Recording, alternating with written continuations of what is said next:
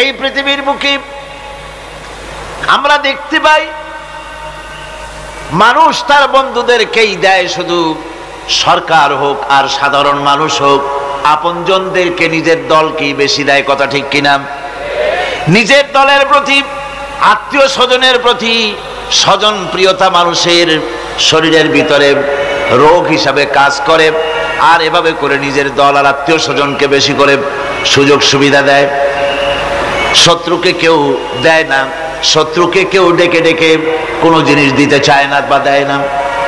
আল্লাহ রাব্বুল আলামিন এমন রহমান, এমন দয়াবান, এমন মেহেরবান, যারা তার ইবাদত করে, যারা তাকে স্বীকার করে, আল্লাহ বলে তাকে যারা সেজদা দেয়, আল্লাহ পাক তাদেরকেও দেন।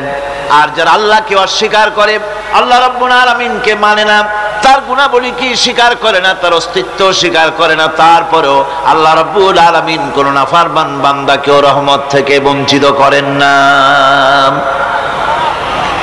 সে যেই হোক, বেনামাজি হোক, মুরতাদ হোক, নাস্তিক হোক, তারপরে আল্লাহর অনুগ্রহ থেকে সে বঞ্চিত থাকে না। কথা ঠিক কিনা?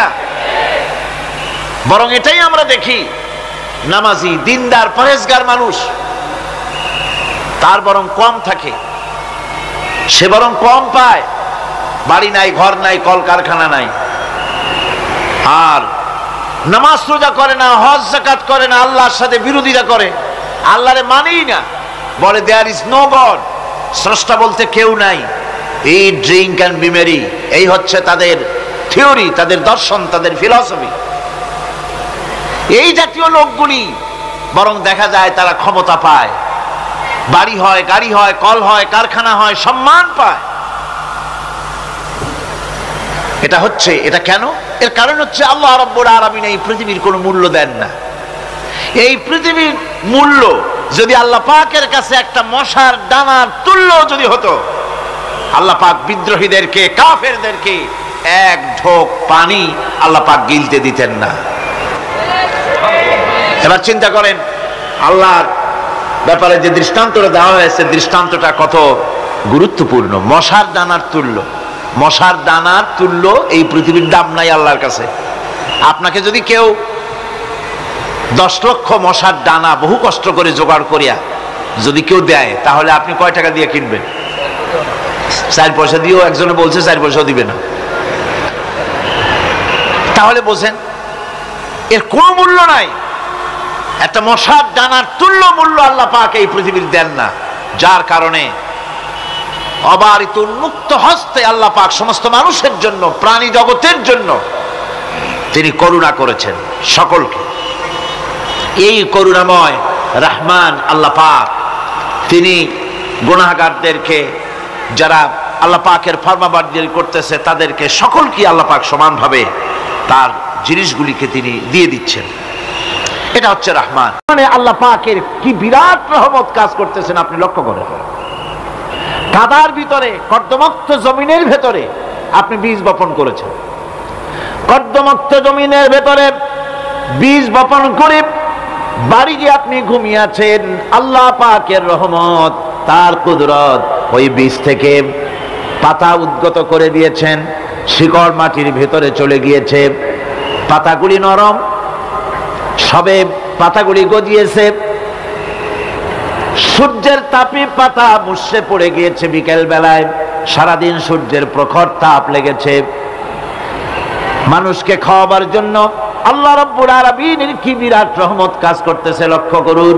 রাতের বেলায় আল্লাহ পাক শিশির বিন্দু নাজিল করে দেন, কণা কণা শিশির বিন্দু ওই মুষড়ে যাওয়া পাতার উপরে পড়ে গিয়ে সারা রাত এভাবে সুন্দর ঠান্ডা বাতাস আর শিশির বিন্দু যত্ন করে করে মুষড়ে যাওয়া পাতাটিকে সকালবেলা পর্যন্ত তরতাজা, সজীব আর প্রাণবন্ত করে দেন। এরপরে গাছ বড় হলো, তার ভিতরে রব্বুল আলামিন ধান দিলেন, গম দিলেন, এভাবে করে যত্ন করে তার শুরু থেকে শেষ পর্যন্ত প্রত্যেকটি গাছকে খাদ্য ব্যবস্থাকে আল্লাহ রাব্বুল আলামিন নিজ যত্নে, নিজ কুদরতে, আপন রহমতে সবগুলিকে লালন পালন করে মানুষের হাতে তুলে দিলেন। মানুষকে আল্লাহ পাক সর্বশ্রেষ্ঠ মর্যাদা দান করেছেন। যার কারণে আল্লাহ পাক বলেছেন ওয়ালাকাদ কাররামনা বানি আদম, আদম সন্তানকে আমি সম্মান দিয়েছি, মর্যাদা দিয়েছি। আর সেই মর্যাদা দেওয়ার কারণে যত খাদ্য তার সামনে পেশ করেছি, আল্লাহ পাক আপন রহমতে সব খাদ্যগুলিকে প্যাকেট করে বান্দাদের সামনে হাজির করে দিয়েছেন। কোনো খোলা খাবার দেওয়া হয়নি, কারণ মানুষ হচ্ছে আল্লাহ পাকের শ্রেষ্ঠ মেহমান, মর্যাদা সম্পন্ন প্রাণী, মর্যাদা সম্পন্ন মেহমান এই মানুষ। তার সামনে কলা দেওয়া হলো কভার করে, প্যাকেট করে। আনারস বলেন, আম বলেন, কাঁঠাল বলেন, যত রকমের ফল আল্লাহ পাক দান করলেন, বেদানা বলেন, আপেল বলেন, সমস্ত ফলগুলিকে, খাবারগুলিকে আল্লাহ পাক প্যাকেট করে করে আপন রহমতে বান্দাদের সামনে হাজির করে দিয়েছেন। তার এত দয়া, তার দয়াই আকাশ থেকে বৃষ্টি হয়, সেই বৃষ্টিতে ফসল ফলে। তার দয়ায়, তার রহমতে তিনি পানি মানুষের আয়ত্তে করে দিয়েছেন। এই পানির উপরে জাহাজ পরিচালনার জন্য আল্লাহ পাক সুযোগ করে দিয়েছেন। জাহাজ পরিচালনা করা হচ্ছে সমুদ্রের ভেতরে মানুষের জন্য। এভাবে করে আল্লাহ পাক সব জিনিসকে তার সুযোগের মধ্যে এনে দিয়েছেন। এরপরে আল্লাহ পাক বলছেন ওয়া আতাকুম মিন কুল্লি সালতুমুহু ওয়া ইন তাউদ্দু নি'মাতাল্লাহি লা তুহসুহা ইন্নাল ইনসানা লাযালুমুন কাফফার। আল্লাহ পাক বলেন, তোমাদের প্রতি আল্লাহ পাকের দয়া, তার রহমত, তার করুণা এত বেশি, তোমাদের সকল চাহিদা তিনি পূরণ করেছেন, কোনো চাহিদা বাকি রাখেন নাই। গতকাল বলেছি, রব হচ্ছেন তিনি প্রয়োজন মাফিক চাওয়ার আগে যিনি প্রয়োজন মিটিয়ে দেন, তার নাম হলো রব। আমাদের চাওয়ার আগে আমাদের যা কিছু প্রয়োজন আল্লাহ রাব্বুল আলামিন সব সাপ্লাই করেছেন। জোরে কোন সুবহানাল্লাহ। ওই আল্লাহ পাক বলেন ওয়া ইন তাউদ্দু নি'মাতাল্লাহি লা তুহসুহা। বান্দারে, আমার নিয়ামত যদি গণনা করো, গুনতে গুনে গুনে গুনে আমার নিয়ামতকে গুনে শেষ করতে পারবা না। এত অসংখ্য নিয়ামত ছড়িয়ে ছিটিয়ে রেখেছি বিশ্ব জুড়ে, সর্বত্র সব জায়গায় আমার করুণার ছোঁয়া তোমার চোখের সামনে পড়বে। الذي جعل لكم الأرض مهدا وجعل لكم فيها سبلا لعلكم تهتدون। আল্লাহ পাক যিনি জমিনকে, এই পৃথিবীকে তোমাদের জন্য বিছানার মতো বিছায় দিয়েছেন, আর বিচারণের জন্য সমতল পথ তৈরি করে দিয়েছেন। এই পৃথিবীটা তোমার জন্য কি সুন্দর করে আল্লাহ পাক একটা গালিচার মতো করে বিছায় দিয়েছেন, সবুজ ঘাস তাতে রয়েছে। এই পৃথিবীর মাটি আল্লাহ পাক মানুষের জন্য কি সুন্দর ঘাটিতে পরিণত করে দিয়েছেন। এই মাটির আল্লাহর রহমতটা দেখুন, একদিকে মাটি নরম, আবার এমন নরম নয় যে 10 তলা 20 তলা 50 তলা বিল্ডিং করলে পরে এর ভারের চোটে ভিতরে ঢুকে যাবে, এরকম নরম নয়। যেখানে যতটুকু প্রয়োজন ফসল ফলাবার জন্য বৃষ্টি দিয়ে মাটি নরম করে ফসল ফলাবার ব্যবস্থা করা হয়। আবার বিল্ডিং তৈরি করার জন্য মাটি যেমন শক্ত হওয়া দরকার, তেমন শক্ত আল্লাহ পাক করে দিয়েছেন। এখন তো 130, 35, 40 তলা পর্যন্ত, তারও বেশি তলা বিল্ডিং তৈরি হচ্ছে। আমি 135 পর্যন্ত উঠেছি আমেরিকায়, 135 তলা বিল্ডিং। এটা উঠতে 39 সেকেন্ড লাগে মাত্র। এখন এদের লিফটটা কি পাওয়ারফুল চিন্তা করেন, সা করে একটা শব্দ হয়, আর আপনি দেখছেন যে 135 তলার ছাদের উপর উঠে গেছে। নিচের দিকে তাকাইলে মানুষগুলো ছাগলের ছাওয়ার মতো এতটুকু এতটুকু দেখা যায়, গাড়িগুলো পিঁপড়ার মতো দেখা যায়। এগুলি নতুন নতুন প্রযুক্তির মাধ্যমে তৈরি করা হচ্ছে। এখন এই বিশাল বিল্ডিং, এত ওজন, এই ওজন ধারণ করার জন্য মাটিকে আল্লাহ পাক ভারসাম্য, শক্তির ভারসাম্য দান করেছেন। এটাকে আল্লাহ পাক নরমও করেছেন আবার শক্তও করেছেন। এই মাটি, এই পৃথিবী আমাদের জন্য বিশাল এক নিয়ামত আল্লাহ পাক করে দিয়েছেন, ফসল ফলাবার জন্য, চলাফেরার জন্য। আবার এই মাটি যেন আপনাকে নিয়ে নড়াচড়া করতে না পারে। মাঝে মাঝে ভূমিকম্প হয় না? পৃথিবীতে ভূমিকম্প জোন যেগুলি আছে সেগুলি হচ্ছে Japan, China, turkey, Iran, America, এরকম বিভিন্ন দেশে ভূমিকম্পের জোন, এগুলি ভূমিকম্প এলাকা। আমাদের এসব দেশে ভূমিকম্প কম হয়, তবে ইদানিং একটু একটু শুরু হয়েছে।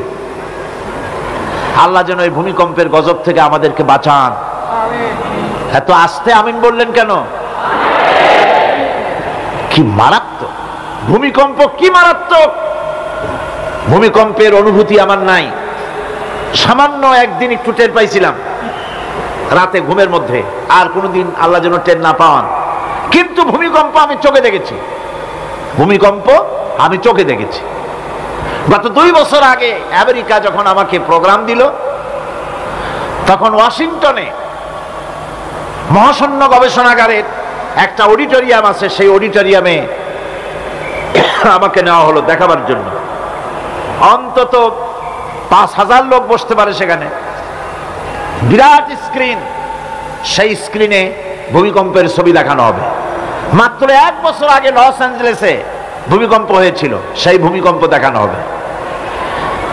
এটা পাওয়ারফুল ক্যামেরা দিয়ে স্যাটেলাইট থেকে এই ছবিগুলি তোলা হয়েছে। ভূমিকম্প যখন ওঠে, যখন ভূমিকম্প শুরু হয় তখনকার ছবি আমি দেখতে লাগলাম। ভূমিকম্প শুরু হয়েছে, নদীর ভিতরে, সমুদ্রের ভিতরে যেভাবে এরকম ঢেউ হয়, মাটির ভিতরে এরকম ঢেউ হচ্ছে। সমস্ত গাছপালা শুয়ে পড়তেছে, 4 তলা 5 তলা 6 তলা রাস্তা সেদেশে। এক একটা রাস্তা ডিমের মামলেটের মতো জড়িয়ে পেঁচিয়ে যাচ্ছে। আমি আল্লাহু আকবার বলে চিৎকার দিয়ে উঠেছি। আমি কোথায় বসে আছি সে খেয়াল আমার ছিল না, আমি আল্লাহু আকবার বলে চিৎকার দিয়ে উঠেছি। মাটির মধ্যে ঢেউ হচ্ছে, বাড়িঘর ভেঙে চুরমার হয়ে যাচ্ছে, গাড়িগুলি রাস্তার ফাঁকে ফাঁকে, শত সহস্র গাড়ি চ্যাপ্টা হয়ে ভর্তা হয়ে যাচ্ছে। আল্লাহ পাক কি প্রচন্ড ক্ষমতার মালিক, তিনি রহমত করে এ জমিনকে সুন্দর স্থিতি স্থাপক, একটা স্থিতিশীলতা করে দিয়েছেন। এই পৃথিবী যেন আমাদের নিয়ে নড়াচড়া করতে না পারে, সেজন্য আল্লাহ পাক পাহাড় সৃষ্টি করেছেন। চট্টগ্রামে পাহাড় আছে না? রাঙামাটি, খাগড়াছড়ি, বান্দরবান পাহাড় আছে না? আছে। লোকেরা এই পাহাড়ের উপকারিতা বোঝে না, সমানে পাহাড় কাটে। যারা পাহাড় কাটেন তারা আত্মঘাতী কাজ করেন, তারা পৃথিবীর মানুষের ক্ষতি করেন। পাহাড় আল্লাহ পাক তৈরি করেছেন। আল্লাহ কোন জিনিস খেলতামাশার জন্য তৈরি করেন নাই। গতকাল এই আয়াতটি আমি পড়েছিলাম, আল্লাযীনা ইয়াযকুরুনাল্লাহা কিয়ামান ওয়া কুউদান ওয়া আলা জুনুবিহিম ওয়া ইয়াতাফাক্কারুনা ফী খালকিস সামাওয়াতি ওয়াল আরদ রব্বানা মা খালাকতা হাযা বাতিলা। নিরর্থক করে আল্লাহ পাক কোন জিনিসকে তৈরি করেন নাই। আল্লাহ পাক এই পাহাড় সৃষ্টি করেছেন জমিনের ভারসাম্য রক্ষা করার জন্য। সেই পাহাড়গুলি কাটতেছে মানুষ সমানে, গাছ কাটতেছে সমানে, এতে করে প্রকৃতির ভারসাম্য নষ্ট হয়ে যাচ্ছে। এগুলি সব আল্লাহ পাকের রহমত, সবগুলি আল্লাহ পাকের নিয়ামত। খালি খালি আল্লাহ কিচ্ছু তৈরি করেন নাই, ওকে নির্ধারণ করা হয়েছে যেভাবে সেইভাবেই করতে হবে। পানি বলেন, পাহাড় বলেন, পাখি বলেন, চন্দ্র বলেন, গ্রহ বলেন, নক্ষত্র বলেন, সব জিনিস বাই হুক অ্যান্ড ক্রুক আল্লাহর হুকুম মানতে বাধ্য। কোরআনে কারীমে আল্লাহ পাক বলেছেন, আফাগায়রা দীনিল্লাহি ইয়াবগুন ওয়া লাহু আসলামা মান ফিস সামাওয়াতি ওয়াল আরদি তাওআন ওয়া কারহা। আল্লাহর দেওয়া জীবন ব্যবস্থা ছেড়ে দিয়ে তোমরা কি অন্য কোনো মতবাদ তালাশ করো? ওয়া লাহু আসলামা মান ফিস সামাওয়াতি ওয়াল আরদ, অথচ আকাশে যা আছে, জমিনে যা আছে, সব আনুগত্যের মস্তক আমার সামনে অবনত করে দিয়েছে। সুবহানাল্লাহ। মানুষকে আল্লাহ পাক ইখতিয়ার দিয়েছেন, ইচ্ছে করলে মাহফিলও আসতে পারেন, ইচ্ছে করলে সিনেমাও ঢুকতে পারবেন, অসুবিধা নেই। অসুবিধার জন্য কিয়ামত, ওখানে হিসাব হবে। এখানে আপনি সূর্য চন্দ্র ফেরেশতারও কোনো মাজাল নাই, কোনো ইখতিয়ার নাই আল্লাহর হুকুমের বাইরে কিছু করে। আল্লাহ যা করতে বলেছেন তাই করতে হবে, এর বাইরে এক চুলও নড়তে পারবে না। কিন্তু মানুষেরা করতে পারবে। মানুষ ইচ্ছে করলে নামাজ রোজা ছাড়তে পারে, ইচ্ছে করলে আল্লাহর অমান্য করতে পারে। এইটা তার বিচারের জায়গা না, এটা হলো পরীক্ষার জায়গা। এটা কিসের জায়গা? পরীক্ষার জায়গা। এখানে আপনি কামাই করলে ওখানে কিছু পাবেন, এখানে কামাই না করলে কিছু পাবেন না। আরো সোজা করে বলি, কোন কৃষক, যে কৃষক আষাঢ় মাসে শ্রাবণ মাসে জমিন চাষ করে না, পৌষ মাসে তার গোলায় ধান আসবে? কথা বোঝেন নাকি বোঝেন না? পৌষ মাসে গোলায় ধান আসবে? কোনো পাগলও বলবে না যে তুমি তো চাষই করো নাই, তুমি জমিনে, তোমার জমিনের ফসল তোমার ঘরে আসবে কেন? কাজী এই দুনিয়ায় পরীক্ষা দিলে এখানে রেজাল্ট হয়, এখানে গাছ লাগাইলে এখানে ফল দেয়। কিন্তু মানুষের জন্য আল্লাহ পাক যে আমল তৈরি করেছেন, পরীক্ষা নেবেন, সেই পরীক্ষার রেজাল্ট এখানে হবে না। পরীক্ষার রেজাল্ট আউট হবে কোথায়? আখিরাতে। বলেন সবাই, কোথায় হবে পরীক্ষার রেজাল্ট আউট হবে? কোথায়? আখিরাতে। এইখানে আপনি যা কামাই করবেন এখানে রিটার্ন দেওয়া হবে না। এখানে যা কামাই করবেন সমস্ত কামাই 700 গুণ বর্ধিত আকারে কিয়ামতে আল্লাহ আপনার হাতে ধরাই দিবেন। আল্লাহর ওয়াদা কখনো মিথ্যা হয়? মিথ্যা হয় রাজনৈতিক দলের নেতারা, এই জাতীয় লোকেরা যারা মঞ্চে আসে আর বলে যে এবার আমাদের ভোট দেন, আমরা ক্ষমতায় যাইতে পারলে আপনারা না খাইয়া কেউ মরবেন না। কিন্তু কি খাইয়া মরবে তাও কয় না। সেদিন শুনলাম এই যে নির্বাচন এখন একটা চলতেছে, স্লোগান বাপ দাঁড়াইছে, ছেলে তো বলে রহিম ভাই আমার ভাই, তোমার ভাই, বাপের নাম রহিম। তারপরে শুনলাম বলতেছে বেগুন ভাইয়ের চরিত্র, আজকাল নাম রাখে তো আদর করে, বেগুন পটল, বেগুন ভাইয়ের চরিত্র ফুলের মতো পবিত্র। আমি আর একজনের পাশের থেকে কইল যে নামাজ পড়ে না, একক তো এমনই ফুলের মতো চরিত্র। তো দুনিয়ার ময়দানে আপনি যা কামাই করবেন এখানে রেজাল্ট আউট হবে, এখানে আপনি পাবেন ফল, এখানে পাবেন। যা করবেন এখানে গাছ লাগাবেন, ফল লাগাবেন, এখানে পাবেন। আর আল্লাহর জন্য যেটা করবেন সেটার ফল, সেটার রেজাল্ট কিয়ামতে বাইরে হবে। সুবহানাল্লাহ। এখানে পরীক্ষা দিয়ে যদি কেউ ফেল করে, ম্যাট্রিক পরীক্ষা দিয়ে ফেল করেছে, ফাজেল পরীক্ষা দিয়ে ফেল করেছে, আবার পরীক্ষা দিয়ে পাস করার সুযোগ আছে, আবারও ফেল করেছে, আবারও পরীক্ষা দিয়ে পাস করার সুযোগ আছে। 10 বার যদি ফেল করে আরো 10 বার পরীক্ষা দিয়ে পাস করার সুযোগ আছে। কিন্তু কিয়ামতের দিন আল্লাহ রাব্বুল আলামিনের জীবনের পরীক্ষায় কোনো মানুষ যদি আল্লাহর আদালতে ফেল করে বসে একবার, দ্বিতীয়বার পরীক্ষা দেওয়ার আর কোনো সুযোগ নাই। এই পৃথিবীতে যদি কেউ নিম্ন আদালতে মামলায় হেরে যায়, জজ কোর্টে করবে, যদি হেরে যায় হাইকোর্টে করবে, হেরে গেলে আপিল করবে সুপ্রিম কোর্টে, সুপ্রিম কোর্টেও যদি হেরে যায় তাহলে প্রেসিডেন্টের কাছে আপিল করবে। সুযোগ আছে কয়েকবার। কিন্তু কিয়ামতের দিন জীবনের আদালতে কোন মানুষ যদি একবার ফেল করে বসে, জীবনের মামলায় যদি একবার হেরে যায়, দ্বিতীয়বার আপিল করার আর কোনো জায়গা নাই। সে আখিরাতে রেজাল্ট আউট হবে। আমরা সব মরে যাব, আমরা সব কি হব? সব মরে যাব। আল্লাহ পাক আমাদেরকে উঠাবেন আবার। মানুষকে কবরে রাখার সময় আমরা কি বলি? মিনহা খালাকনাকুম, জানেন না? পড়েন, মিনহা খালাকনাকুম ওয়া ফিহা নুঈদুকুম ওয়া মিনহা নুখরিজুকুম তারাতান উখরা। এই মাটি দিয়ে তোমাকে তৈরি করা হয়েছিল, এই মাটির মধ্যে রেখে গেলাম, এর থেকে আবার তোমাকে উত্থিত করা হবে। কে বলতেছেন কথা? আল্লাহ পাক বলছেন, আল্লাহ তাআলা বলছেন। কি নিষ্ঠুর এই পৃথিবী! ভেবে দেখেছেন কি একবারও কি ভেবে দেখেছেন এই পৃথিবী কত নিষ্ঠুর? এই সন্তান সন্ততি সব একটি মোহ, একটি মায়া, একটি মহব্বত, একটি প্রতারণা। যে বউয়ের জন্য হারাম ইনকাম করেছেন, যে সন্তানদের জন্য হারাম ইনকাম করেছেন, জান দিলেন, রক্ত দিলেন, জীবন দিলেন, সারা রাত কষ্ট করেছেন, দৌড়দৌড়ি করেছেন, যখন মরে গেলেন, যে বাচ্চাটা আপনি করে না নিলে কলিজা ঠান্ডা হয় না, সেই বাচ্চা বলবে, মাকে বলবে, মা বাপের লাশ যে রুমে আছে আমার সেখানে নিও না, আমার ভয় করে। ঠিক কিনা? স্ত্রীও আরো দুই একজন লোক না হলে লাশের ঘরে থাকতে পারবে না, তারও ভয় করবে। থাকলে বড় জোর মা থাকতে পারে, বাপ থাকতে পারে। যাকে বিবাহ করার পর অনেক সন্তান আছে, মা বাপকে চোখে দেখতে পারে না, বউর কথা মতো মায়ের সাথে কথা বলা বন্ধ করে দেয়। হয়তো কুমিল্লা এরকম নাও থাকতে পারে। বউ তো নালিশ করছে, মায়ের সাথে কথা কয় না, আবার বলে এই বুড়িটা মরে না কেন? নাউজুবিল্লাহ, নাউজুবিল্লাহ। বুড়িটারে মরার কথা বলতেছো তুমি?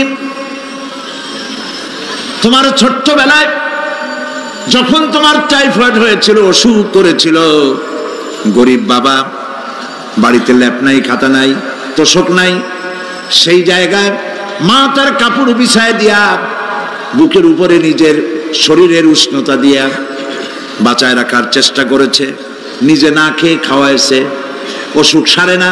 মা ওই মুমূর্ষু বাচ্চার সেরানে তার মাথার কাছে বসে তাহাজ্জুদের নামাজ পড়ে কোরআন শরীফ তেলাওয়াত করে, চোখ দিয়া পানি পড়ে, আর বলতে তাকে, রব্বুল আলামিন আমার জীবনটারে দিয়া আমার কলিজার টুকরা সন্তানটারে বাঁচাইয়া দাও। যেই মা নিজের জীবন দিয়া সন্তান বাঁচাইতে চাইলো, সেই সন্তান আজকে বউ পাইয়া মাকে ভুলে যায়, মায়ের সাথে খারাপ ব্যবহার করে। আল্লাহ রাব্বুল আলামিন বলেছেন, মা বাবার সঙ্গে খারাপ ব্যবহার করো না, ভালোবাসায় কথা বলো। ওয়াকুল লাহুমা কাওলান কারীমা, সম্মানসূচক কথা বলো। মা বাবার জন্য দোয়া করো আমার কাছে। কে বলতেছেন?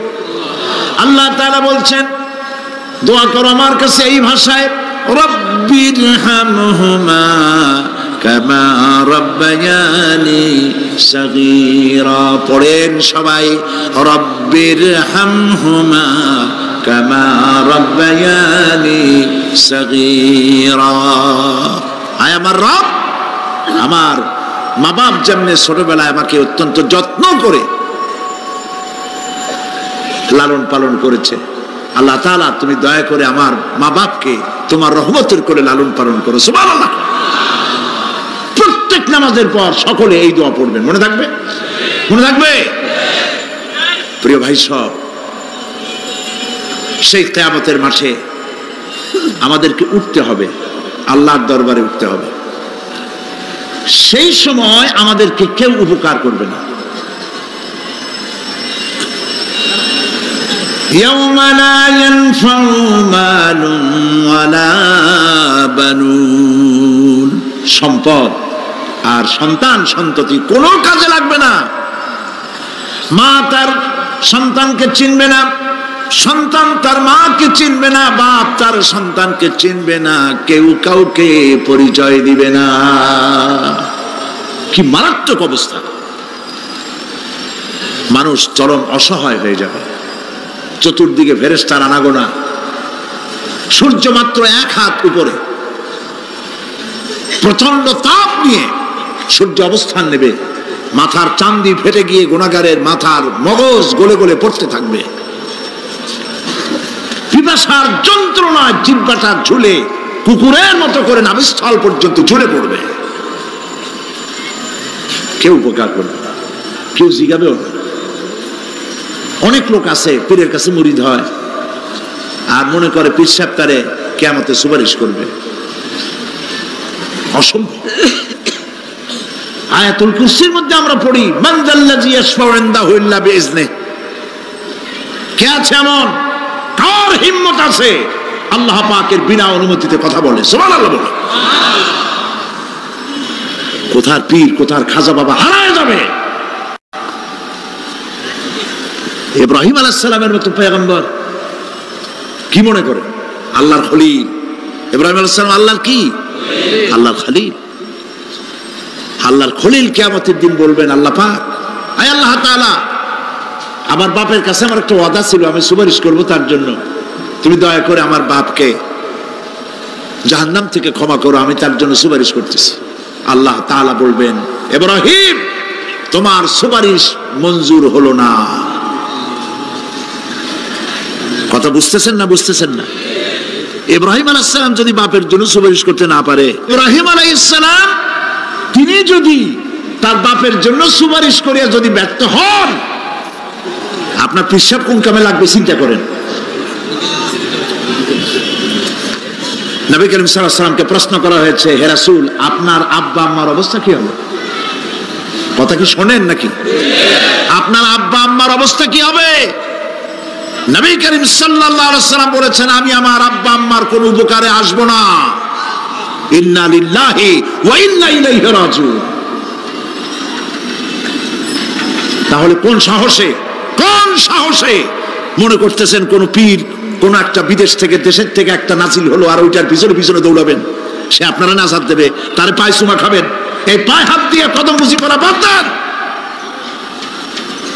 টাকা ইনকাম করার জন্য মানুষকে ভুল পথে পরিচালিত করছে অনেক পীর, আছেন এমন?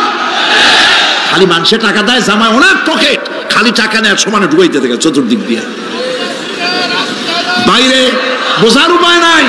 কিন্তু অনেক পীর আছে এমন, ঢাকা শহরে বড় বড় মার্কেটের মালিক, আমি জানি, বড় বড় মার্কেটের মালিক, বিরাট ব্যবসায়ী, জামা পরিষ্কার করে না 2 মাসেও, মানুষকে দেখাবার জন্য গামছাটা নাকের কাছে ধরে ফত ফত করে আওয়াজ করে, মনে হয় যেন কাঁদতেছে। আজ বেশি আলতাসান্ন হাবিজাবি জিকির শিখায়, লা ইলাহা কতক্ষণ, ইল্লাল্লাহ কতক্ষণ, আল্লাহ আল্লাহ কতক্ষণ, কোথায় পাইছো? ইল্লাল্লাহ ইল্লাল্লাহ কিসের জিকির? ইল্লাল্লাহ মানে কি? আল্লাহ ছাড়া, আল্লাহ ছাড়া, আল্লাহ ছাড়া, আল্লাহ ছাড়া কি? কাজী রাসূলুল্লাহ যা করেন এগুলি বেদাত। এই সব পীরের পাশে যাবেন না, মনে থাকবে।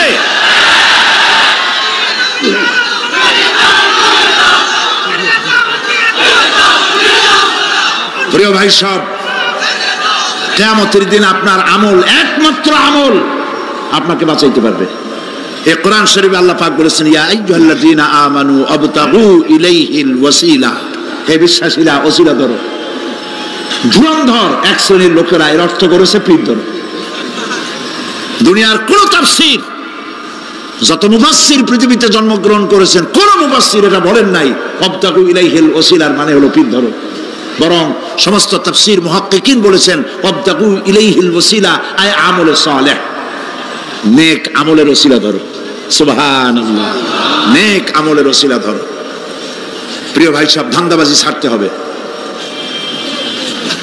কিয়ামতের দিন মানুষ একেবারে অসহায় হয়ে যাবে, কেউ সাহায্য করবে না। সেই দিন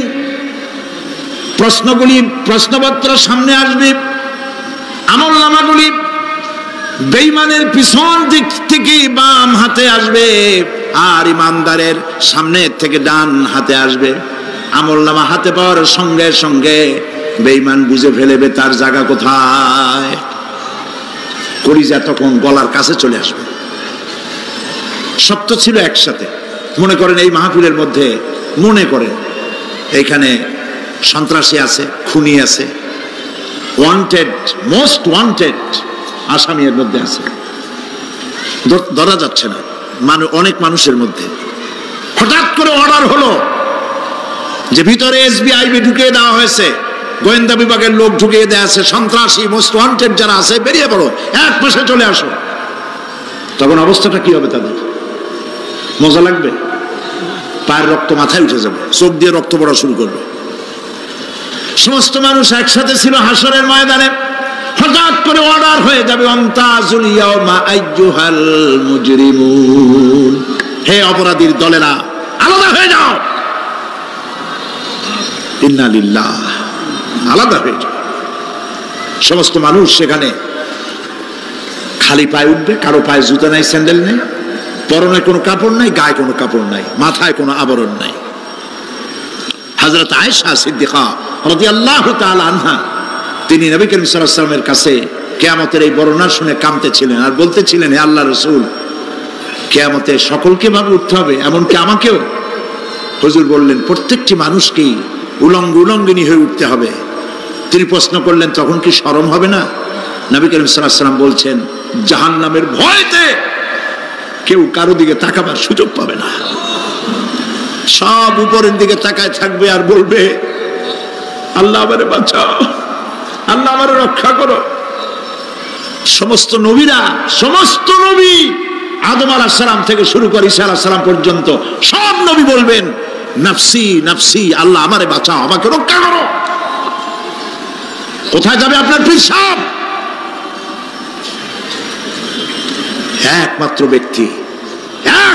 ব্যক্তি বিশ্ব নবী মুহাম্মদুর রাসূলুল্লাহ সাল্লাল্লাহু। মানুষেরা হয়রান হয়ে যাবে, আদম আলাইহিস সালামের কাছে যাবে, আবাল বাশার, আপনি প্রথম মানুষ, আমরা বিপদে শেষ হয়ে গেছি, 50,000 বছর দাঁড়ায় আছি। কয় বছর দাঁড়ায় থাকতে হবে? কোথায় আছে? এই কোরআন শরীফ, 50,000 সানা মিম্মা তাউদ্দুন। এই পৃথিবীতে গণনা করলে 12 মাসে 1 বছর, 12 বছরে 1 যুগ, এরকম করে করে 50,000 বছর পৃথিবীতে গুনলে যত বড় লম্বা হয়, বিচারের দিনটা এত বড় লম্বা হবে। সবাই বলবে, আদম আলাইহিস সালাম আমাদের জন্য একটু আল্লাহকে সুপারিশ করুন যেন তিনি আমাদের বিচারটা তাড়াতাড়ি করে দেন। তিনি বলবেন, আমার পক্ষে সম্ভব না, আল্লাহর সামনে দাঁড়িয়ে কথা বলার আমার কোনো সাহস নাই, আমি পারবো না। নূহ আলাইহিস সালামের কাছে যাও। নূহ আলাইহিস সালাম বলবেন, আমি পারবো না। মুসা আলাইহিস সালামের কাছে যাও। তিনি বলবেন, আমি পারবো না। ইব্রাহিম আলাইহিস সালামের কাছে যাও। একজন আরেকজনের কাছে পাঠাবে। সর্বশেষ ঈসা আলাইহিস সালামের কাছে লোকেরা আসবে, হাসরবাসী। ঈসা আলাইহিস সালাম বলবেন, আমি তো পারবোই না, কারণ পৃথিবীর শত শত কোটি নাসারারা আমাকে আল্লাহর ছেলে বলেছে, অথচ আমি তাদের তা বলতে বলি নাই।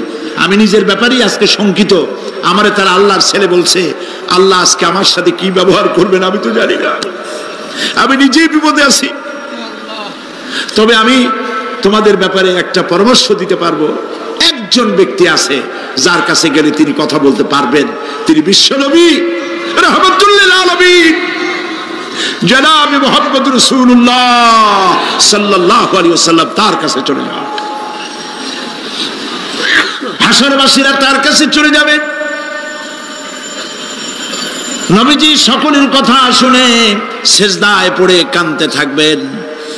তিনি বলবেন, হাসরবাসীদের কাজ সুস্থ করবেন, এই কাজ আমার কাজ, আমি বলবো আল্লাহ পাককে। তিনি সিজদায় পড়ে কাঁদবেন। রব্বুল আলামিন প্রশ্ন করবেন, হে আমার রাসূল, আপনার তো আজকে কান্দার দিন না, আপনি কাঁদেন কেন? আমি আপনাকে মাকামে মাহমুদ দিয়েছি, কাউসারের মালিক বানাই দিয়েছি। আপনি জান্নাতে প্রবেশ করার আগে কেউ ভেস্টে যাইতে পারবে না, এই সম্মান দিয়েছি, কাঁদেন কেন? নবীজি বলেন, রব্বুল আলামিন যা তুমি আমার জন্য বরাদ্দ রেখেছো সব আমি পেয়েছি বা পাবো, আমি কান্দি, আমার উম্মতের কি হবে? আল্লাহ রাব্বুল আলামিন তাকে পারমিশন দিবেন, আপনার নেককার জান্নাতি উম্মতগুলি আপনি বেছে নিন। নবী করিম সাল্লাল্লাহু আলাইহি ওয়াসাল্লাম পারমিশন পাবেন। আল্লাহর পারমিশন ব্যতি রেখে আল্লাহর দরবারে কথা উচ্চারণ করার ক্ষমতা কারো হবে না। সুবহানাল্লাহ। এই কথা ভাববার কোনো কারণ নাই। অমুক পীর সাহেবের অনেক মুরিদ আছে, সব মুরিদ টুরিদ নিয়ে নারায়ে তাকবীর জিন্দাবাদ, পীর সাহেব জিন্দাবাদ, এই সমস্ত বাদ বোধ কামে লাগবে না। ওয়া কুল্লুহুম ইয়াতিহি ইয়াউমাল কিয়ামাতি ফারদা। কিয়ামতের দিন প্রত্যেককে একজন একজন করে আসতে হবে আল্লাহর দরবারে। আল্লাহ বলেছেন একজন একজন একজন, মিছিল করার উপায় নেই। আল্লাহ রাব্বুল আলামিনের দরবারে হাজির হয়ে যাবে সেই কঠিন হাসরের ময়দানে বাঁচার জন্য। নবীজি দোয়া শিখায় দিয়েছেন, দোয়া করো, আল্লাহুম্মা হাসিবনি হিসাবান ইয়াসীরা। পড়েন আমার সাথে, আল্লাহুম্মা হাসিবনি হিসাবান ইয়াসীরা, আল্লাহুম্মা হাসিবনি হিসাবান ইয়াসীরা। হে আল্লাহ, তুমি আমার সহজ হিসাব নাও। নবী করিম সাল্লাল্লাহু আলাইহি ওয়াসাল্লাম নিজেই দোয়া করেছেন। চিন্তা করেন, আল্লাহ পাক নিজে, আল্লাহ তাআলা তিনি নিজে প্রশ্ন করবেন এবং পাপগুলি দেখাই দেবেন, এই সব পাপ করছো। মানুষ, আল্লাহর বান্দা ভয় চোটে কলজা গলা দিয়ে বেরিয়ে যেতে থাকবে, বেরিয়ে যেতে চাইবে, তার বাষ্পরুদ্ধ হয়ে আসবে, বলতে থাকবে, আল্লাহ আমি করে ফেলেছি, আমি মাপ চাই, তোমার কাছে ক্ষমা ভিক্ষা চাই। আল্লাহ রাব্বুল আলামিন বান্দার কাকুতি বিনতির দিকে লক্ষ্য করে বলবেন, বান্দারে আমি তোকে ক্ষমা করে দিলাম। এটাই হলো হিসাব ইয়াসির, সহজ হিসাব। এই সহজ হিসাব কার কিসমতে আছে, কার কিসমতে নাই, আমরা কেউ জানি না। এই দুনিয়াটাকে আল্লাহ পাক বানাইছিলেন পরীক্ষা নেওয়ার জন্য। কি জন্যে? পরীক্ষা নেওয়ার জন্য। পরীক্ষায় যার যে বয়স এখন আছে, এখানে আমার যা বয়স, আপনার যা বয়স, এই বয়সে যা যা করছি এখন হিসাব করেন। ছোটবেলায় কই মাছের কাঁচা গলার মধ্যে ঢুকছিল, তখন ক্লাস 2তে পড়ি, এরকমের একটা ঘটনা মনে আছে কিনা? মনে নাই? অন্যের বাড়ির আম পাড়তে গিয়া বাড়িওয়ালার সামনে পড়ছিলেন, 2টা থাপ্পড় দিয়েছিল, এসব কথা মনে আছে না? আছে কিনা? এই ছোট্ট ছোট্ট কথাগুলি, কোন পুকুর পাড়ে আছার খাইছিলাম, কেডা মারছিল, সেই ছোট্টবেলা থেকে এই পর্যন্ত এই ছোট্ট কথাগুলি যদি মনে থাকে, তাহলে বড় বড় পাপ কি কি করছেন তা মনে নাই? তাহলে নিজের হিসাব নিজে করো। কিয়ামতে আল্লাহ পাক আমলনামা হাতে দিবেন, বলবেন পড়ো, ইকরা কিতাবাক, পড়ো তোমার আমলনামা। তুমি তোমার হিসাবের জন্য আজকে তুমি নিজেই যথেষ্ট। পড়ে দেখো কি করছো। ইন্না লিল্লাহি ওয়া ইন্না ইলাইহি রাজিউন। হযরত ওমর ফারুক রাদিয়াল্লাহু তাআলা আনহু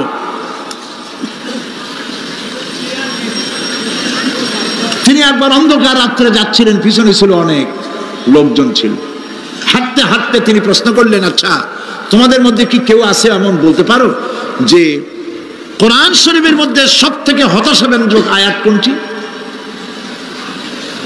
একজন জবাবে বললেন, অন্ধকার, পিছনে অন্ধকারের মধ্যে পিছন থেকে একজন জবাব দিল, ফামান ইয়ামাল মিসকালা যাররাতিন খায়রান ইয়ারা ওয়া মান ইয়ামাল মিসকালা যাররাতিন শাররান ইয়ারা। এর অর্থ হলো, পৃথিবীতে কেউ যদি ছোট্ট একটি পাপ নেকির কাজ করে, সরিষা পরিমাণ নেকির কাজ যদি করে সেটা দেখতে পাবে, সরিষা পরিমাণ পাপের কাজ যদি করে সেটা দেখতে পাবে। ওমর রাদিয়াল্লাহু তাআলা আনহু কাঁদতেছিলেন, কিয়ামতে সব নেকি আর পাপ যা যা করছি সব দেখানো হবে। ইন্না লিল্লাহি ওয়া ইন্না ইলাইহি রাজিউন। আল্লাহ তুমি মাফ করে দাও আমাদেরকে, আমরা বলি আমিন। কতক্ষণ হাঁটার পরে তিনি প্রশ্ন করলেন, আচ্ছা মুমিনদের জন্য কোরআনের মধ্যে সবথেকে আশাব্যঞ্জক কোন আয়াত কি আছে? পেছন থেকে আওয়াজ এলো, মুমিনদের জন্য আশাব্যঞ্জক একটি আয়াত আল্লাহ রাব্বুল আলামিন কোরআনের মধ্যে দিয়েছেন, সেটি হচ্ছে লা তাকনাতু মির রাহমাতিল্লাহ।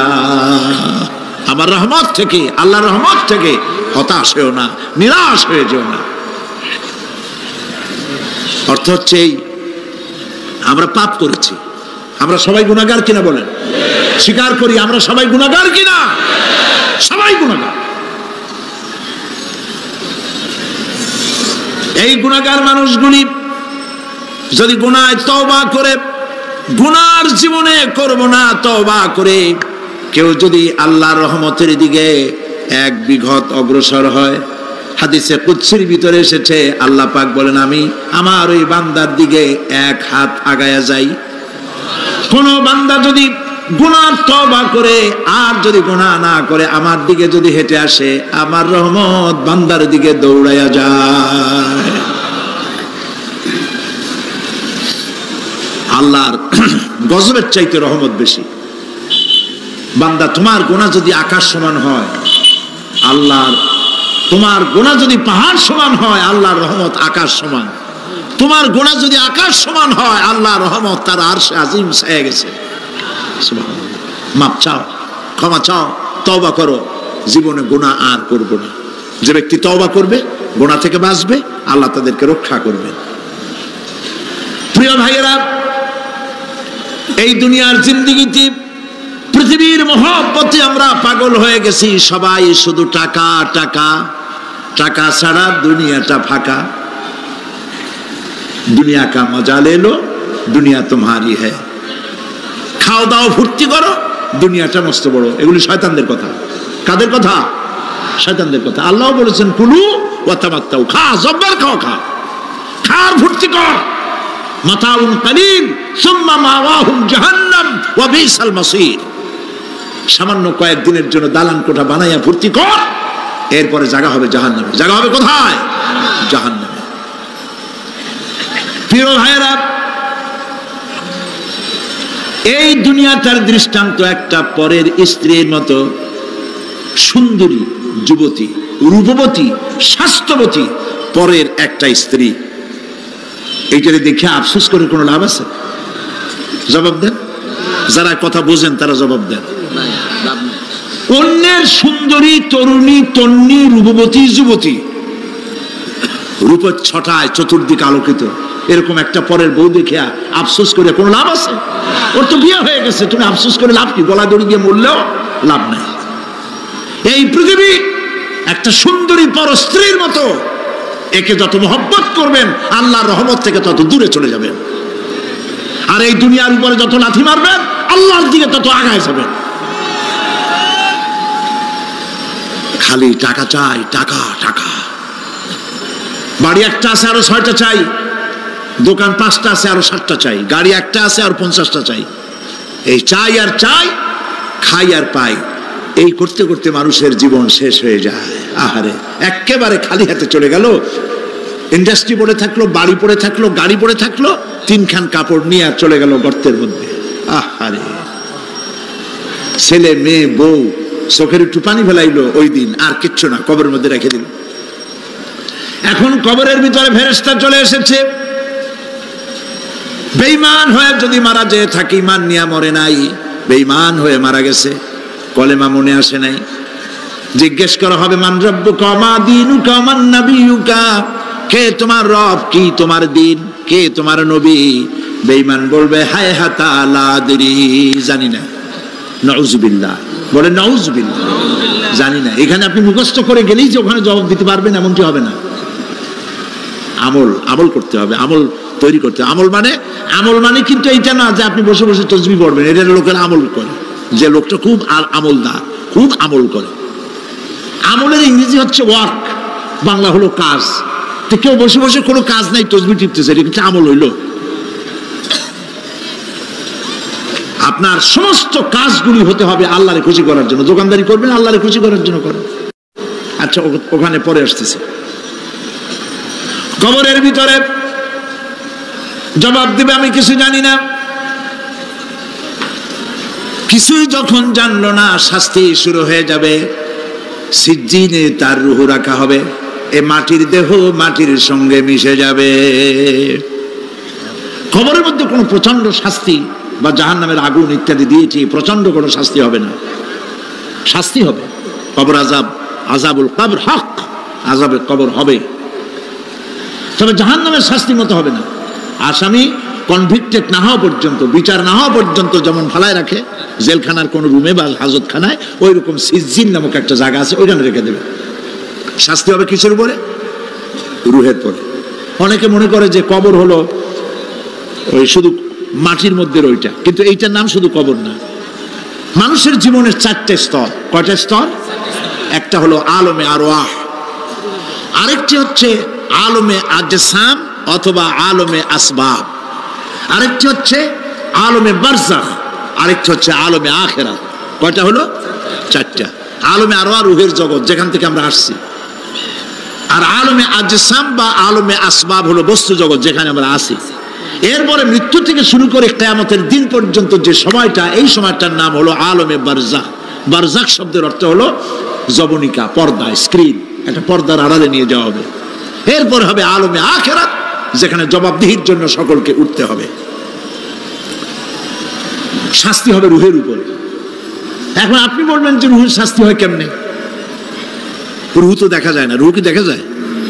রুহ সম্পর্কে প্রশ্ন করা হয়েছে, ওয়ায়াসআলুনাকা আনির রূহ কুলির রূহু মিন আমরি রাব্বি। নবী, আপনাকে প্রশ্ন করা হয় রূহ কি জিনিস, আপনি বলুন রূহ হচ্ছে আল্লাহ পাকের একটি অর্ডার। তো এই অর্ডার একটি হুকুম, যার কোনো আকার নাই, এইটারে আল্লাহ শাস্তি কেমনে দেবে? এই শাস্তি আপনি এই দুনিয়ায় বুঝতে পারবেন। হঠাৎ করে আপনার গ্রেফতারি পরোয়ানা জারি হয়ে গেছে, তখন একটা টেনশন ক্রিয়েট করে। এই শাস্তিটা কোথায় হয়? বডির উপরে না রুহের উপরে? রুহের উপরে হয়। ঘুমায় আছেন, স্বপ্নে দেখতেছেন বাঘে তাড়াইতেছে, বউ কাছে শোয়া, পুলিশে তাড়াইতেছে, বাঘে তাড়াইতেছে, সাপে তাড়াইতেছে, ঘেমে ভয়, আপনি ভয়তে ঘেমে হার্টবিট এত বাড়ছে, ঘুমের থেকে জেগে বউরে ধমকাচ্ছেন যে আমারে বাঘে তাড়াইলো, তুমি একেবারে নাক ডেকে জন্মের মতো ঘুমাইতেছো। বউ তো টেরই পায় নাই, ঠিক কিনা? এই যে বাঘে তাড়াইলো, পুলিশে তাড়াইলো, সাপে তাড়াইলো, ঘুমের মধ্যে কষ্টে ঘাম বেরিয়ে গেল, এই শাস্তিটা কিছুর উপরে হইলো? রুহের উপরে। এটা আল্লাহ দেখাই দিলেন, মরার পরে এর থেকে মারাত্মক কঠিন শাস্তি রুহের উপরে হবে। তারপরে বডি বানানো হবে জাহান্নামে দেওয়ার জন্য। এগুলির ব্যাপারে আমি আলোচনা করেছিলাম চট্টগ্রামে এবছর সূরা নাবার তাফসীর করেছিলাম। সূরা নাবা, আম্মা ইয়াতাসাআলুন, 5 দিন তাফসীর করেছি। 31 জন হিন্দু খ্রিস্টান মুসলমান হয়ে গেছে এবার চট্টগ্রাম। নবী করিম সাল্লাল্লাহু আলাইহি ওয়াসাল্লাম বলেছেন, কেউ যদি দুনিয়ায় বেঁচে থাকা অবস্থায় কিয়ামতের দৃশ্য দেখতে চায়, সেজন্য সূরা নাবা, সূরা আত-তাকবীর, সূরা নাজিআত, সূরা আল-ইনফিতার, এই সূরাগুলি যেন পড়ে, তাহলে দুনিয়ায় জীবিত থাকা অবস্থায় কিয়ামতের দৃশ্য দেখতে পারবে। ঈমানদার ব্যক্তি, যে ব্যক্তি মরার সময় মুখে উচ্চারণ করতে পেরেছে লা ইলাহা ইল্লাল্লাহু মুহাম্মাদুর রাসূলুল্লাহ, জোরে সোরে পড়েন লা ইলাহা লা ইলাহা লা ইলাহা লা ইলাহা ইল্লাল্লাহু মুহাম্মাদুর রাসূলুল্লাহ। কালেমা পড়ে মারা গেল। এরপরে কবরের ভিতরে মুনকার নাকির ফেরেশতা এসে হাজির হয়ে যাবে, প্রশ্ন করবে মান রব্বুকা। ঈমানদার ব্যক্তি বলবে রব্বি আল্লাহ। বলেন রব্বি আল্লাহ। আমার রব কে? আল্লাহ না, আল্লাহ। মোহব্বতের সাথে বলেন আল্লাহ। কেউ যদি হৃদয়ের গভীর কন্দর থেকে, কলিজার মধ্য দিয়ে, মনের মণিকোটা থেকে একবার যদি গভীর রাত্রে জেগে একবার যদি বলে আল্লাহ, আল্লাহ পাক 70 বার সাড়া দিয়ে জিজ্ঞেস করেন, বান্দা কি চাও বলো, আমি হাজির। কি মজার নাম আল্লাহ! এর থেকে মজার নাম পৃথিবীতে নাই। এই মজা বেশি পাবেন তাহাজ্জুদের সময়। সুবহানাল্লাহ বলেন। রাত জাগতে শিখুন, তাহাজ্জুদের নামাজের অভ্যাস করুন। সমস্ত নবীদের উপরে তাহাজ্জুদ পড়া বাধ্যতামূলক ছিল। গভীর রাত্রে সব ঘুমানো, আপনি জাগুন, উযু করুন, একটা রুমের মধ্যে একা চলে যান, দরজা বন্ধ করে দিন, তারপরে 6 রাকাত 8 রাকাত নামাজ পড়ে কান ধরিয়ে আল্লাহর কাছে বলতে থাকেন, আল্লাহ, আমি এই সমাজের একজন নগণ্য মানুষ, তুমি দয়া করে আমারে কত টাকা দিছো, পয়সা দিছো। আমার মতো বিদ্যা জানাওয়ালা লোকেরা রিক্সা চালায়, অফিসে চাকরি করে, খাইয়া বউরেও ভালো কাপড় দিতে পারে না। তুমি আমারে কই থেকে কই নিয়ে আসছো বাবু? তার আমি শুধু নাফরমানি করছি, গুনাহ করছি, মিথ্যা কথা বলছি। আল্লাহ তুমি আমারে মাফ করো।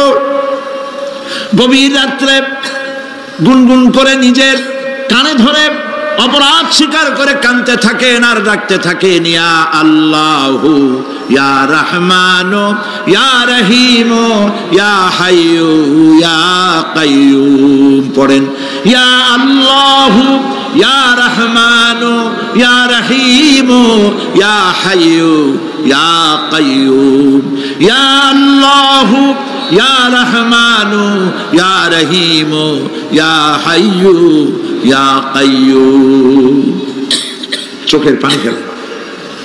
নবীজি বলেছেন আল্লাহর ভয়েতে গুনাহ করেছিল, সেই লজ্জা করে আল্লাহর ভয়েতে, জাহান্নামের ভয়েতে মানুষ যখন কান্দে, চোখের পানি নাকের অর্ধেক আসতে না আসতে আল্লাহ পাক তারে মাফ করে দেন। আল্লাহ পাক, মা বাচ্চা যদি কান্দে মা সইতে পারে বলেন? মায়ের চাইতে আল্লাহর মহব্বত কম না বেশি? মহব্বতকে আল্লাহ পাক 100 ভাগ করেছেন, 1 ভাগ সারা বিশ্বের মাঝে ছড়িয়ে দিয়েছেন, আর 99 ভাগ আল্লাহ তার নিজের মধ্যে রাখছেন। 1টা ভাগ ছেড়ে দিলেন পৃথিবীতে, সেই ভাগের থেকে যেটুকুন মুরগি পেল, মুরগি তার বাচ্চা ঠেকাবার জন্য চিলের সাথে লড়াই করে, শিয়ালের সাথে লড়াই করে, গরু হাতির সাথে লড়াই করে, মানুষ তার সন্তানকে বাঁচাবার জন্য জীবনটাও দিয়ে দেয়। 1টা ভাগের যতটুকুন পেলাম, সেই মহব্বত যদি আমার এত তীব্র হয় স্ত্রীর জন্য, সন্তানের জন্য, তাহলে 99টা ভাগ মহব্বত যে আল্লাহর কাছে বান্দার জন্য, তার দয়া কত বেশি। এই জন্য কবরের ভিতরে প্রশ্ন হবে, কে তোমার রব? মুমিন ব্যক্তি বলবে রব্বি আল্লাহ, আমার রব আল্লাহ। ওয়ামা দীনুকা, তোমার দিন কি? বলবে দীনুন আল ইসলাম। ওয়ামান নবিয়ুকা, তোমার নবীকে? ওই লোক বলবে নবিয়ুনা মুহাম্মাদুর রাসূলুল্লাহ সাল্লাল্লাহু আলাইহি ওয়াসাল্লাম। হাদিসে এসেছে ওই সময় নবীজির চেহারা মোবারক দেখানো হবে, প্রশ্ন করা হবে মা কুনতা তাকুলু ফি হাদার রাজুল, এই লোক সম্পর্কে তোমার ধারণা কি? লোকটি বলবে হাদা নবিয়ুনা মুহাম্মাদুর রাসূলুল্লাহ সাল্লাল্লাহু আলাইহি ওয়াসাল্লাম, ইনি তো আল্লাহর রাসূল, আমার নবী। সঙ্গে সঙ্গে গায়েব থেকে আওয়াজ হবে ফাফরিশু বিল জান্নাতি ওয়ালবিসু বিল জান্নাহ, আমার ফেরেশতারা আমার বান্দার জন্য জান্নাতের বিছানা কবরের মধ্যে বিছায় দাও, আর আমার বান্দাকে জান্নাতের পোশাক পরায় দাও, জান্নাতের পোশাক পরায় দাও, জান্নাতের বিছানা বিছায় দাও, আর তার কবরটাকে প্রশস্ত করো ইলা মাদ্দা বাসারা, যদ্দূর তার চোখের দৃষ্টি যায় অদ্দূর বড় বানায় দাও কবর। ফেরেশতারা বলবেন নম কানাউমুল উরুস, দুলামিয়া যেমন বাসর সজ্জায় বউ নিয়ে ঘুমায়, তুমি আরামে ঘুমায় থাকো ইলা ইয়াউমিল কিয়ামা। ভাই সাহেব, এই পৃথিবীর সব ফাঁকিবাজি, মোহ, সব মোহ, স্ত্রী পুত্র পরিজন মাল ধন কিচ্ছু না, কোনো দাম নাই। আল্লাহকে ভয় করুন, আল্লাহকে ভয় করে চলুন। ভয় তো করতে পারলাম না, এত বড় একটা রমজান মাস চলে গেল, রোজা আসছিল তাকওয়া সৃষ্টি করার জন্য, সারা জীবন রোজা রাখলাম, মুত্তাকি হইতে পারলাম না। এটা ঠিক কিনা বলুন? সারা জীবন রোজা রাখলাম, মুত্তাকি হইতে পারি নাই। এখনো মিথ্যা কথা বলি, ওজনে কম দেই, খাদ্যে ভেজাল দেই, কথা ঠিক কিনা? মিথ্যা কথা বলতেছেন, মিথ্যা কথা বলা কবিরা গুনাহ, মিথ্যা কথা বলা সমস্ত গুনার মা। কথায় কথায় মিথ্যা বলা হচ্ছে। দোকানদারি করতেছেন, কষ্ট করে মাল কিনছেন, লাভের জন্যই তো কিনছেন, মিথ্যা কোন কেন? ওজনে কম দিচ্ছেন, ভেজাল দিতেছেন, ভেজাল দিয়া কম দিয়া কয় টাকা উপার্জন করবেন? আর কতগুলি খাইতে পারবেন আপনি? চাউলের মধ্যে তুষ দিলেন, কুড়া দিলেন, পাথর দিলেন। আহারে মুসলমান, কি কপাল পোড়া! ওজন দিতে গিয়া একটু খিস দিয়ে ধরে যেদিকে পাথরটা, আর মালটা যেদিকে সেদিক টেটু নিচু করে দেয়। যে কেনে সে মনে করে মাশাআল্লাহ, লোকটা তো খুব ভালো, আমার তো বেশি দিছে। কিন্তু বাড়ি যেয়ে দেখবেন আপনারা 14 গ্রাম কম দিছে। ও 14 গ্রাম তো না, এখন তো গ্রাম বলে, আগে তো আমরা ছটক মটক বলছি, এখন গ্রাম বলে সুবিধার জন্য। এগুলি কি আমি বানায় বলতেছি না? কথা ঠিক। লাভটা কি? কি লাভ? জমিনের আইল ঠেলতেছেন, পরের জমিন দখল করতেছেন, বোনেরে ঠকাইছেন, ভাইরে ঠকাইছেন, ভাইয়ের সম্পত্তি ফেরত দেন নাই। আহা, এই যে দুরবস্থার সৃষ্টি হলো, আমলের পরিবর্তন হলো না। মসজিদ বানাইছি সব দালান, মসজিদগুলি সব বিল্ডিং হয়ে গেছে। নবী করিম সাল্লাল্লাহু আলাইহি ওয়াসাল্লাম বলেছেন মাসাজিদুহুম আমিরাতুন ওয়া হিয়া খারাবুম মিনাল হুদা, মসজিদগুলি সব দালান হয়ে যাবে শেষ যুগে। এগুলি নবী করিম সাল্লাল্লাহু আলাইহি ওয়াসাল্লাম ভবিষ্যৎবাণী। মসজিদগুলি কি হবে? সব বিল্ডিং হয়ে যাবে। ওহিয়া খারাপুন মিনাল হুদা, হেদায়েত থেকে খালি হয়ে যাবে। হেদায়েত নাই, খালি মসজিদ, building, tiles, mosaic, air condition সব আছে, হেদায়েত নেই। কবি বলতেছেন মসজিদ তো বানালি है सब भर में ईमान की हरारत वालों ने मन पुराना पापी रहा बरसों में नमाजी बनना सीखा। মন চাইছে তাড়াতাড়ি করে মসজিদ একটা বানাই ফেলাইছে, কিন্তু বছর বছর নামাজ পড়লো, মন সেই পুরানা পাপী রয়ে গেছে, সেই পাপ থেকে সে বাঁচতে পারে নাই।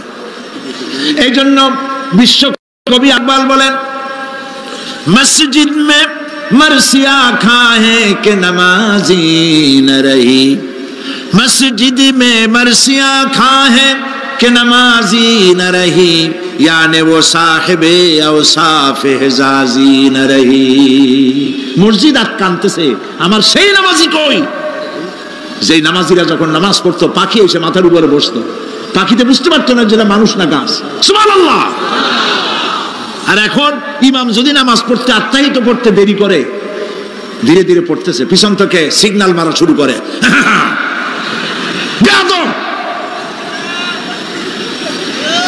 ইমাম যদি নামাজের মধ্যে, ইমামকে কখনো গলায় কাশি দিয়ে আপনি ডিকটেট করতে পারবেন না, বেয়াদবি, নামাজ নষ্ট হয়ে যাবে। অনেকে করে কিনা বলো, ওর নিজেরটা শেষ হয়ে গেছে এই জন্য ইমাম করে না কেন, সেই জন্য কাশি দেয়। এটা ফাজলামি করার জায়গা নয়। প্রিয় ভাই সব, সুতরাং আমল যদি ভালো না হয় মসজিদ সুন্দর বানায় লাভ হবে না।